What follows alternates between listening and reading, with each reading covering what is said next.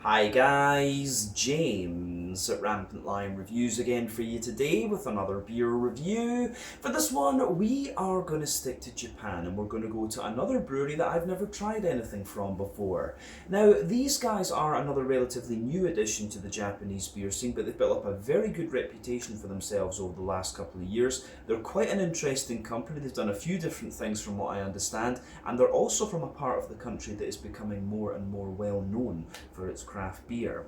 But the one that we're going to have a look at today is a style that I've heard these guys can do very, very well, and it's also been recommended to me by someone who I really trust when it comes to the Japanese beer scene. So needless to say, I'm very, very curious to see what this beer is going to have in store for us. Hopefully it's another good beer. Hopefully it makes for an interesting review, and as always, I hope that you guys watching enjoy my take on this one as well. Always cool to introduce new Japanese breweries here on Rampant Lion Reviews. So yeah, for this review then, we are going to head up to Shizuoka Prefecture, which is very close to Mount Fuji, a little bit to the south of Tokyo, and we're going to go to Shizuoka City to be specific, Shizuoka-shi, as you would say in Japanese, and we're going to have a look then at my first beer from Garcia Brewing. So this particular beer is called Naciente, which translates into English as the Rising Sun. It comes in at 7% ABV, and this one is a New England Hazy, whatever you want to call it, IPA. So yeah, this is yet another beer that I picked up at the wonderful liquor shop Asahiya in Taishibashi Yamaichi here in Osaka, a wee shop run by Koji and mainly his daughter Rika these days, because Koji is getting a little bit older.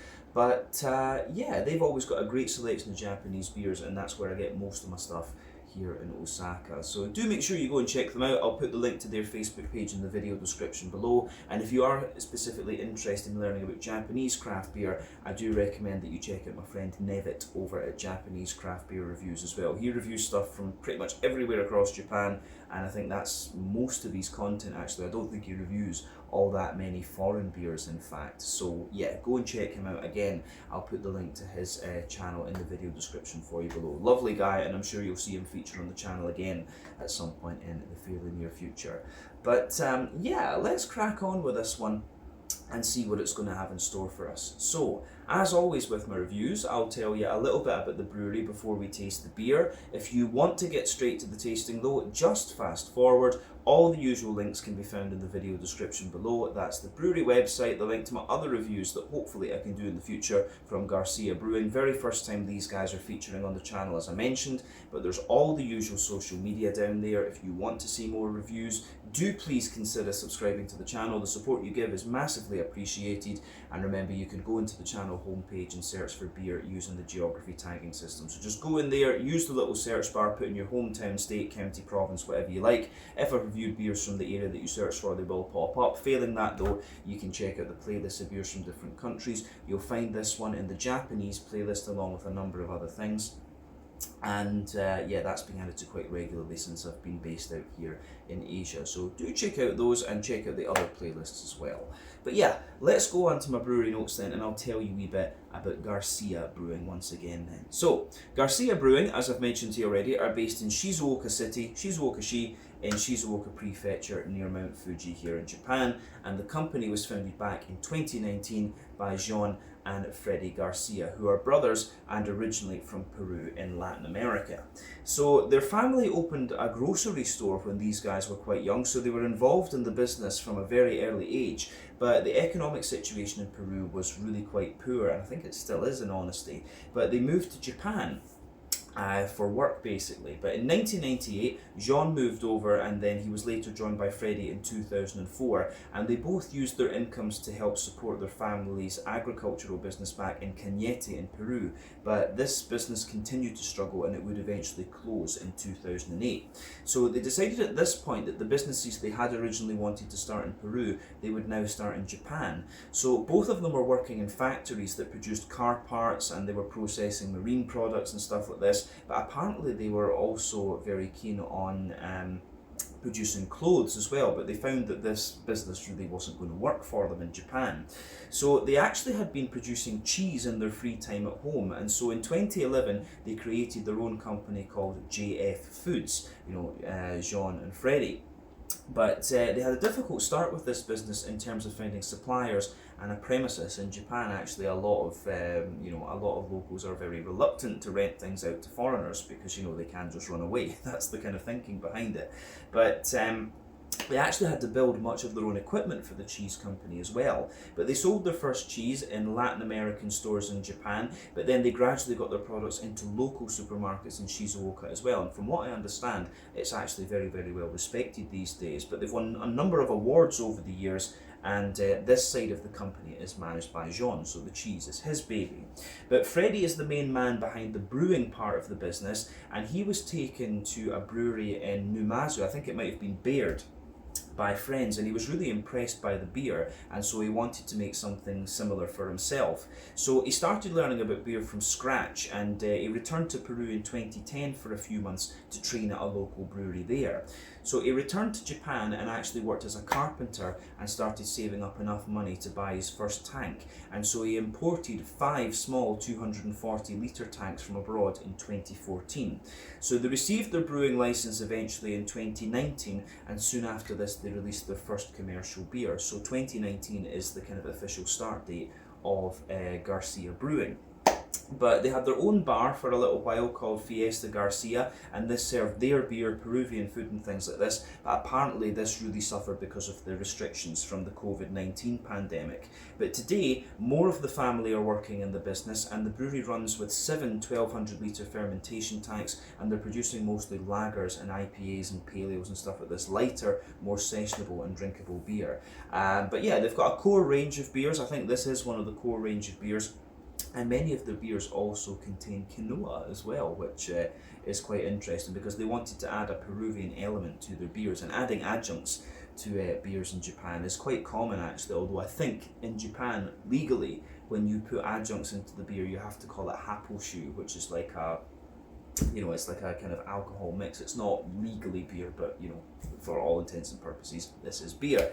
But as of July 2024, when I'm filming this review for you, these guys have produced 65 different kinds of beer according to Untappd, and that number will no doubt continue to increase as time goes on. But yeah, that is everything I can tell you about Garcia Brewing for the moment. If you want to learn more about these guys, you can check out the brewery website, you can follow them on Facebook and Instagram to keep up to date with all the latest goings on, and you can check out the Rate Beer, Untappd and Beer Advocate pages to learn a little bit more about all the different beers that these guys have done. You can also buy the cheese on the website as well, so I think that's something I will need to look at some point in the future too. But yeah, let's go on and actually have a little look at the beer itself. So before we open it up, I'll let you have a wee look at the artwork on this one. You can see it's pretty cool, I have to say. I think the light, because I'm filming at night after the wee man's gone to sleep, so I can get the piece to make the video. But yeah, you can see this one is really nicely presented. Plain top on the can there. This one is 350 millilitres. From what I understand, this beer has been hopped with Mosaic and Pacific Sunrise. So you can just see the Garcia Brewing symbol on the side of the can there. I'm not sure how well that's going to focus, but there you go. But yeah, Mosaic, as we know, American hop, 14% alpha, so it's going to give you that little bit of distinctive earthiness and a lot of tangerine flavour. Pacific Sunrise, I think, is about 12% alpha acid, if I remember correctly, New Zealand hop, and I remember that it had some sort of kind of plummy type character to it actually. So yeah, this one, Sol Naciente, the Rising Sun, 7% hazy IPA. Let's get this guy out into the glass and we'll see what it's all about. This beer just got a little bit excited as I opened it. Wee bit of foam there, but that is fine. There we go. This I think could be very, very interesting. There we are. That's poured really nicely actually. So let me just place that there so that my OCD is happy. But yeah, you can see this beer looks really good actually. So before the head disappears, you can see that it's poured with just under a finger of a frothy, I would say slightly cream coloured head, but it could be perfect white. It might just be the kind of yellowness of the light that's above me. But yeah, some medium sized bubbles on the surface of the liquid there, and it gets a little bit foamier the further up that you go. But yeah, in terms of colour, this one I would say is like a sort of pale mango juice. I always like comparing New England hazy IPAs to different types of fruit juice because that's just what their appearance reminds me of. But yeah, this one, I have to say, does look pretty pretty damn nice. So remember, the colour of your beer depends on a few things. One, the type of malts that you use. This goes a long way to determining your EBC rating. Two, length of your wort boil is going to play a role, because the longer you boil the wort, the more the sugars caramelize, and thus you get a darker colour of beer. But any barrel aging that you do or adjuncts you put into the beer will affect your colour as well. So yeah, you don't often have to care about that with different kinds of IPAs. But I don't know, maybe the quinoa could play a role in this one as well. But yeah, in terms of the level of haze in this beer, I have to say, for a 7%er, it's actually not bad. It's not the soupiest and gloopiest that I've come across, actually. But still, I think that title goes to the Totopia one that I reviewed a couple of videos ago. But yeah, still, good level of haze in this one. So the haze in these beers, of course, depends on the oak content, wheat content, and to a degree, what yeast you use. So just bear that in mind. Not too much in the way of visible carbonation with this beer. One or two big bubbles sticking toward the side of the glass, a few little ones going up toward the bottom of that head there. But overall, it does look pretty nice, this one. I don't think we really need to say too much more about the appearance of the beer. It's pretty much in line with what you would expect of any New England hazy IPA. So you can see the head has just faded away to be a sort of thinner foamy layer. Then you've got that nice ring around the edge of the glass there. But all in all, it looks pretty nice, this one, I have to say. So yeah, let's have a wee look at the nose of this one then and see what it's going to have in store for us. Yeah.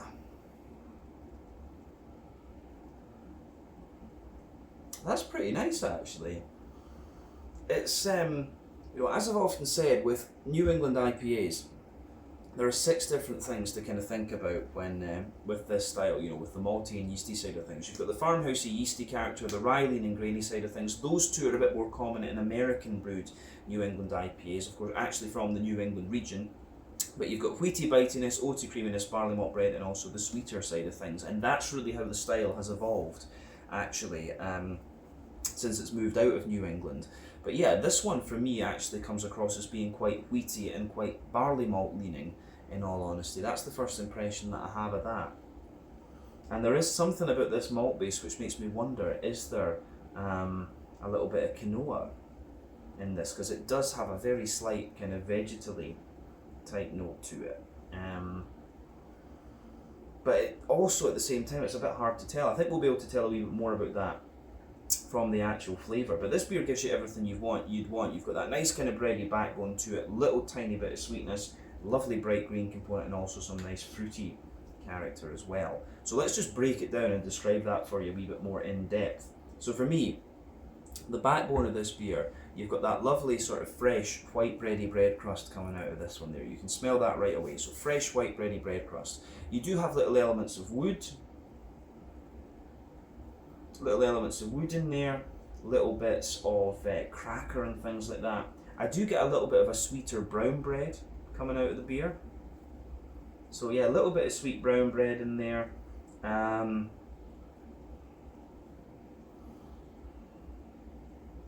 Yeah, a wee bit of sweet brown bread, a little bit of softer white bready character in there as well. Yeah, a bit of brown bread, a bit of white bread, and then I would say you've also got a little bit of,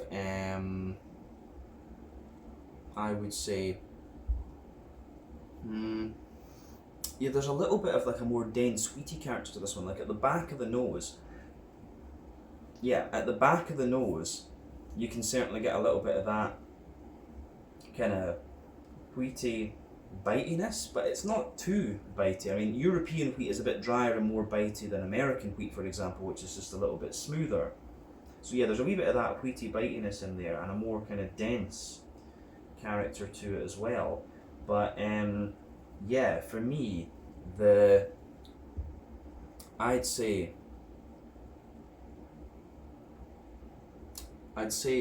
there's a little bit of like oaty creaminess coming out of this one. You can get that more smooth, yeah, there's a bit of wheaty bitiness at the back of the nose, but you can also smell that more dense wheaty character coming out of the beer. this denser white berry note, but you've also got a wee bit of oatiness in there. As I've often said in these reviews, oatiness is usually a good indicator of how fresh your New England IPA is. Essentially, the creamier the oats are, the fresher the beer is, the drier they are, the older the beer is. I think this beer is maybe about 6 weeks old, something like that, because you can smell a little bit of that oaty dryness just starting to come through out of this one. But yeah, on top of the on top of that, to say there's that little bit of oaty creaminess in there. There's a little touch of like Werther's Original Butter Candy Butterscotch, a wee bit of biscuity sweetness in there, maybe a bit of Golden Promise malt in this one. But yeah, the way that goes together is really nice. The malt base on this one is interesting for sure. There's a wee bit of yeastiness in the back of the nose, like a sort of more farmhousey bready character. But yeah, nose on this one, from the malty and yeasty side of things, it's kind of what you'd expect. I think it gets a bit more wheaty leaning the more that you smell of the beer. On the hoppy side of things, for me, the green component on this one's actually quite bright and quite zesty in all honesty. So remember, you have 3 types of hoppings when it comes to IPAs. You've got early addition hopping, which takes place within the first hour of the wort boil. That gives you mainly bitterness and a deeper, danker flavour and aroma. You have dry hopping, which takes place in the latter half hour of the wort boil, and that gives you mainly flavour and aroma, and it gives you a very bright green component actually. And then you've got dry hopping, which takes place after the wort boil is complete. That's all about flavour and aroma, and again it gives you a very bright green component. So New England IPAs tend to rely on late addition and dry hopping, which is why their green components are brighter and there's less bitterness. But then you've got the West Coast IPAs, which rely on all 3, so that's why they are deeper and more dank. So the green component in this one for me, you do get that little touch of earthiness, which is going to be from the mosaic, of course. You've got a wee bit of herbal character too, but a nice bright floral aromaticity and quite a zesty grassy character. I remember Pacific Sunrise had really quite a bright grassiness to it. But on the fruity side of this beer, there's a few things going on. I mean, you do get that big tangerine orange from the mosaic, of course. So that tangerine orange from the mosaic, lovely sort of more oily. There's a lovely kind of oily, like straight up citrusy orange under there as well, which is quite interesting. But there's a wee bit of like, I do get like a little kind of an almost gooseberry-ish note out of the beer, and there's also a wee bit of like an almost slightly plummy, red fruity note to this one as well. I do remember Pacific Sunrise having this kind of plummy note, but I'm also getting wee hints of like peach and apricot and stuff behind that too. Pacific Sunrise has I remember it having quite just this oily plummy character to it. That was the most distinctive thing about it, and then that big zesty grassy component and a wee bit of like soft tropical fruit as well. So yeah, the aroma of this one is quite interesting. It didn't say anything about there being other hops in there, but I really wouldn't have been surprised if there's a bit of Citra in this one in all honesty. So yeah, the way that this beer goes about its business, I think, is quite interesting. I do like the aroma of this one, so more of a wheaty meaning New England IPA. So as I always say, take a bit of time to enjoy the aroma before you get stuck into the beer, but I think it is about time that we try this one now and see what it's all about. So yeah, this one is the Sol Naciente, a 7% New England Hazy IPA from Garcia Brewing in Shizuoka City, Shizuoka Prefecture here in Japan. 7%. Let's get stuck in. Slange, skål, cheers, kanpai.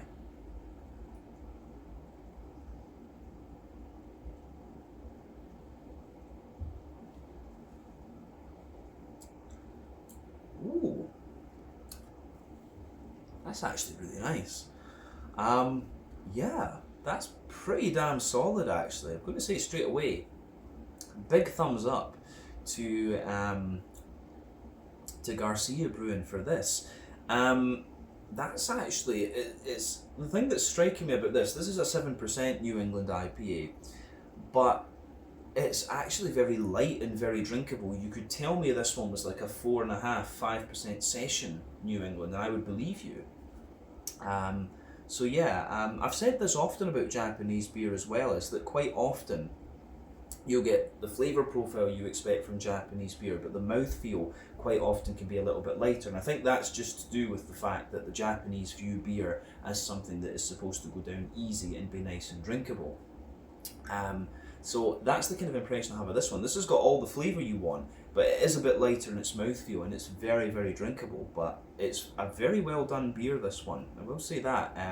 I need to have a little look and see what other ones they have available. They had a few beers from Garcia Brewing, and it was just this one kind of caught my eye because I like the Spanish name. So yeah, this one is pretty interesting. It's hard to tell from the flavour of the beer whether there is a little bit of quinoa in there. I have to say I've not really eaten quinoa before, as far as I'm aware, right enough. But yeah, it's the main takeaway message from this: this is a good beer and this is definitely worth trying. But let's do as we always do and just break the flavour down and describe it for you a wee bit more in depth. But I am impressed with this one, we'll say that straight away.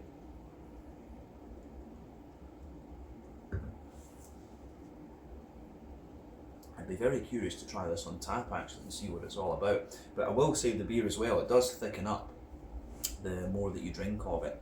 So it's got a bit more oaty presence to it as well than the aroma would have you believe. The aroma was very wheaty leaning, but it's more balance in the flavour between the wheaty and oaty side. But yeah, let's start off on the middle third of the palate as we always do. So the backbone of this beer, you've got that lovely fresh white bready bread crust forming the backbone there. As you move further forward on that middle third of your palate, there's a little tiny hint of like woodiness in there, and then above that you've got like a Jacob's cream crackery type character coming out of this one. So on top of that you have on top of that you have a little bit of there is definitely a bit of brown bread in this beer. You get that little bit of sweet brown bread, that little layer in there. Then above that you've got a more dense white bready character coming out of the beer. So yeah, a more dense white bready character in there. And then above that you start, the white bready character is actually very smooth in this one, interestingly. But then above that you can feel the wheaty character coming out of the beer. So yeah, for me the wheaty character in this one's really nice because it's smoother going forward, but then yeah, it's a little bit more bitey going further back.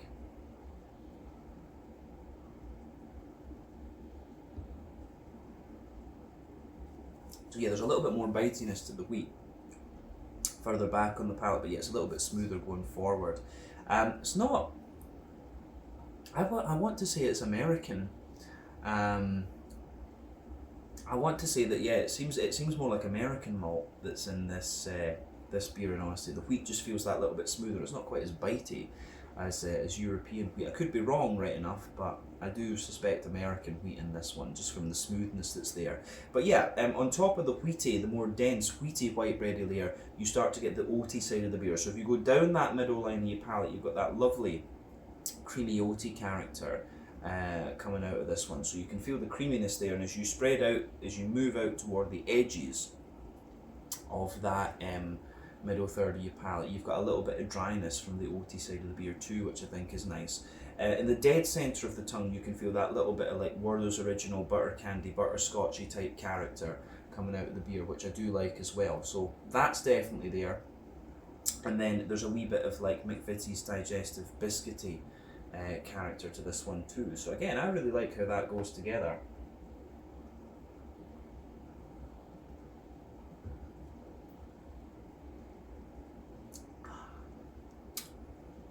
So, yeah, I don't know if there's really much else we need to say about the middle third of your palate on this one. This is really nice.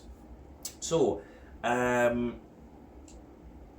the back third of your palate, then, if we move on there, as I've often said, the back third of your palate will give you similar flavours to the middle third of your palate, just at different intensities. But yeah, remember, sweeter flavours tend to come out further forward on the palate, more dry and bitter flavours come out further back. But anyway, border region between middle and back third of your palate, you get that nice little bit of bready build up in there. There's the brown bread, the white bread, and then a wee bit of the more dense wheaty character on top of that. But then yeah, you've got the base. The back third of your palate, you can feel the bread crusty base in there, which is a little bit drier. The crackery notes above that. Then you have the brown bready character in there, which is a little bit taller, lighter, and more airy. A wee bit drier too, but still quite sweet. Above that, you've got the white bready character, which again is a bit taller, lighter, and more airy. But yeah, it's quite, as I say, it's got that little bit of sweetness to it. Then above all of that, you have the wheaty character in there, which again is very, it's sort of very bright and just a little bit more bitey and things like that. Then you've got all the yeasty character above that too, which I think is great. So yeah, the yeasty side of this beer is very, very nice as well. So you can feel in the yeasty side of the beer, it's got a really dense white bready character in the it's got a dense kind of white bready character in the middle, and it's quite sweet actually. Then around that you get a more dry white bread, and then there's a wee bit of a sort of almost crackery character around the edge of it. So yeah, the yeasty side of this one I think is really interesting.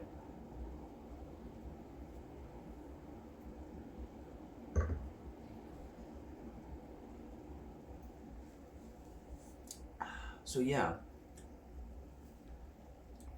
I think the yeasty side of this one lingers into the aftertaste. I do wonder, there is a kind of, there's a sort of sweetness to this beer that I can't really identify, and it's almost a bit like beans. Reminds me, it has the same sort of vibe as like sweet beans or something like that, and you can feel that it kind of sits there in that region between middle and back third of your palate there. So I'm wondering if that is quinoa. And honestly, because I just can't identify what that flavour is, so I'm guessing that it probably is quite likely to be some sort of quinoa character actually. So yeah, the way that goes together I think is really interesting. But definitely the flavour on the back third of your palate is taller. Then as you move further forward into the middle third of your tongue, it just kind of condenses down and squashes together that little bit more. So yeah, I do like how that pieces together in this one, I have to say that. So that gets a big thumbs up from me. Yeah, I think we said everything we need about the malty and yeasty side of this beer, and I do suspect there is a little bit of quinoa in this one, because that sort of beany, fibrousy sort of flavour reminds me a wee bit of tonka beans almost. I can't really identify that, but I like it. I think it makes an interesting addition to the beer. Kind of mixes with the wheaty side of the beer as well, in honesty. But yeah, hoppy side of things then. Back corners of the palate, you've got that nice little bit of earthiness in there. As you move further forward, you've got a wee touch of herbal character. Then as you push further forward from that, you get a bit more sort of floral aromaticity and things as well. So yeah, you've got that nice kind of floral aromatic bite on the front corners of your palate. But round the front curve of the tongue, the beer's distinctly lighter and more grassy. It's got a wee bit of zestiness to it as well, but maybe a little touch more oily. So yeah, green component in this one is kind of what you'd expect in honesty. Let's look at the front third of your palate and the fruity side of things then, just to round off the tasting section. So the border region between front third and middle third of your palate, again you get that little bit of bready build up in there. Brown bread in the base, white bread on top, and then that wee bit of wheaty bitiness. The base of that front third of your palate in here, yeah, the base of the front third of your palate, I would say you get that little bit of McVitie's not that bit of McVitie's digestive biscuit. You get a bit of that bread crusty, that white bready bread crust in there, bit of cracker, the brown bread, the white bread, the smoother wheat actually, and then you get that nice oily bubble where the juicy fruity esters just roll the way out of the beer. So let's focus on that fruity part of the beer then.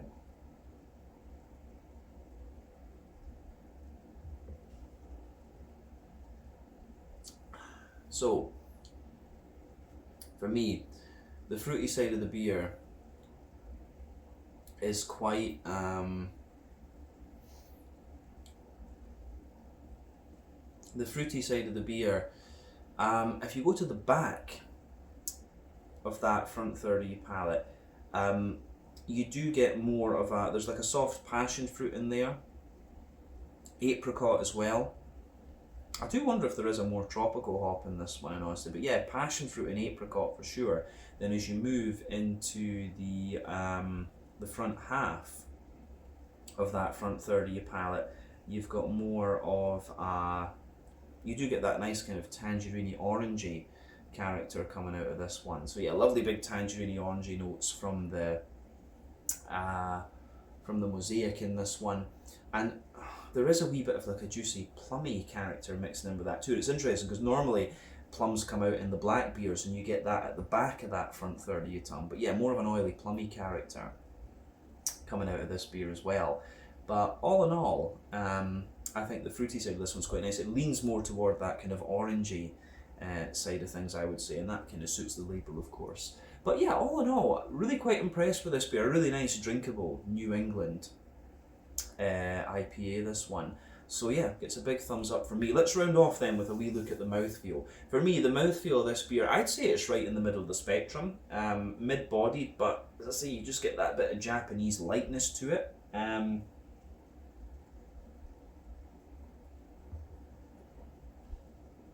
Yeah, there's a wee bit of kind of lightness to this one, I would say. What would I say about that? Yeah, there's a wee bit of kind of it has got just a little degree of crispness to it, in all honesty. But yeah, as I say, kind of mid-bodied, right in the middle of the spectrum. Carbonation has a bit of smoothness. I wouldn't describe this beer as being creamy, more smooth rather than anything else. Your IBU count in this one, I think, is a standard sort of 30, but the malts, as we said, a bit of bread crust underneath. You've got a bit of dryness there, smoothness in the middle, and a wee touch of a very slight, creamy, smooth sweetness on top, and then yeah, that nice juicy fruity character coming out of it as well. But yeah, all in all, really, really nicely done New England IPA, this one, and I certainly wouldn't hesitate to drink this one again. I think this would be really nice to try on tap. Actually, it's a shame their bar isn't still about, because that would have been a really interesting out and about video to try some of their beers with the cheese. Maybe we can make that a video as well at some point in the future. But yeah, I think we can leave it at that for this one. This was the Sol Naciente 7% New England Hazy IPA from Garcia Brewing in Shizuoka City. Here in Japan. Really impressed with this one, really enjoyed it. So yeah, once again, thank you for watching my beer reviews. Until the next time, please like, subscribe, share, all the usual YouTube stuff. Let me know your own thoughts on this beer in the comments section below. Let me know what your favourite beers are from Garcia Brewing too, and we will no doubt return to these guys again at some point in the fairly near future. But until then, check out my social media, check out their social media, check out Liquor Shop Asahiya, and do make sure you check out my friend Nevitt over at Japanese Craft Beer Reviews as well. Slange, skål, cheers, and kampai.